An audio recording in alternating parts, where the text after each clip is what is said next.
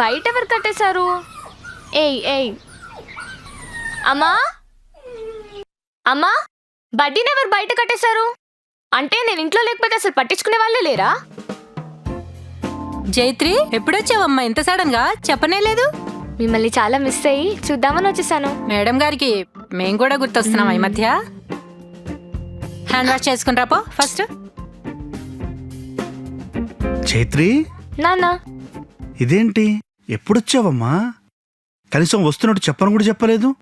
ఏమైనా హెల్త్ ఇష్యూనా? అయ్యో నాన్న, లేదు, జస్ట్ హోమ్సిక్ అయ్యానంతే. ఏదో మీ అందరూ చూడాలనిపించిందని వచ్చేసాను. ఓ అంతేనా? అక్కడ ప్రాబ్లం అయితే వెళ్ళలేదు కదా? లేదు నాన్న, నిజంగా జస్ట్ హోమ్సిక్ అంతే. మరేంట్రా అంత టైట్గా ఉన్నావు? నాన్న, నైట్ అంతా జర్నీ చేసి వచ్చాను కదా, అందుకనే. ఏంటి అలా చిక్కిపోయావు? అసలు అక్కడ తింటున్నావా లేదా?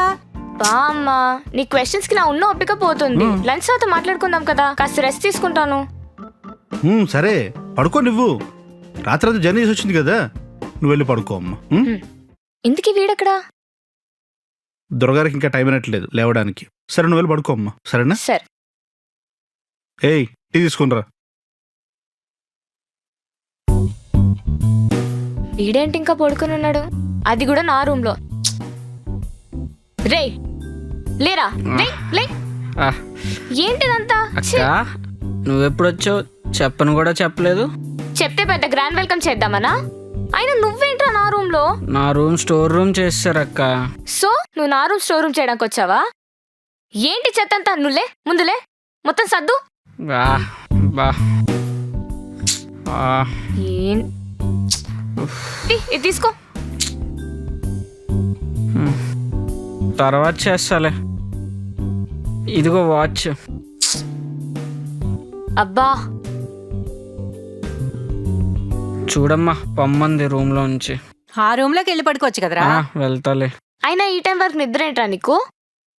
టైం 10 కదమ్మా అయింది. అదే ఎర్లీగా లేపేసింది. అయినా ఈరోజు కొంచెం ఎర్లీగా లేచాను కదా.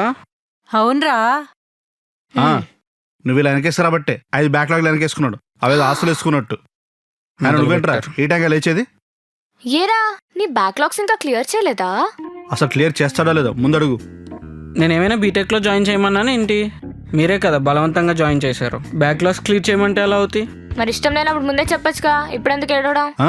అయినా నువ్వు ఇంజనీరింగ్ చేసావని నన్ను కూడా బీటెక్లో జాయిన్ చేశారు. నీ చదువు నా చావుకు వచ్చింది. అయినా నువ్వేంటే హోమ్ సిక్ అని వచ్చి నా మీద అరిచి సిక్ అయిపోయేలా ఉన్నావు.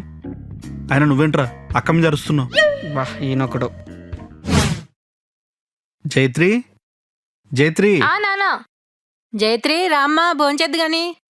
వస్తున్నా. ఇంటికి బడ్డీకి పెట్టారా? పెట్టేలే అక్క. అయితే సరే. వాడికి పెట్టు. ఏం కర్రీస్ చేసావమ్మా?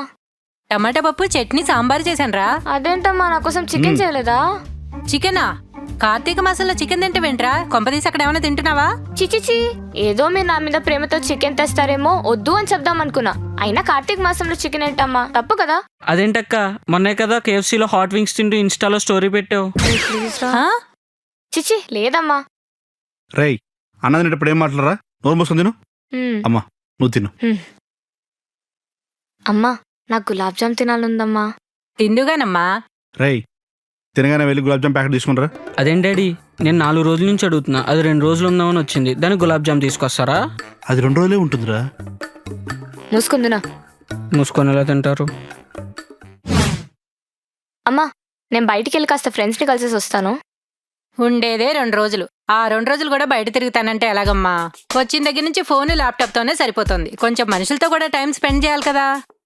అందుకనే కదమ్మా ఫ్రెండ్స్ని కలుస్తా అంటుంది. అయినా 1 అవరే. అక్కర్లేదు, ఇంట్లో ఉండు. జైత్రి, రెడీ అవ్వమ్మా, గుడికెళ్ళొద్దాం. అదేంటమ్మా, ఉండేదే 2 రోజులు. ఆ 2 రోజులు కూడా బయటికి వెళ్తాలా? పిచ్చి తిరుగులు తిరగమంటే తిరుగుతావు గానీ గుడికి మాత్రం రావు. బా, రెడీ అవ్వు ముందు.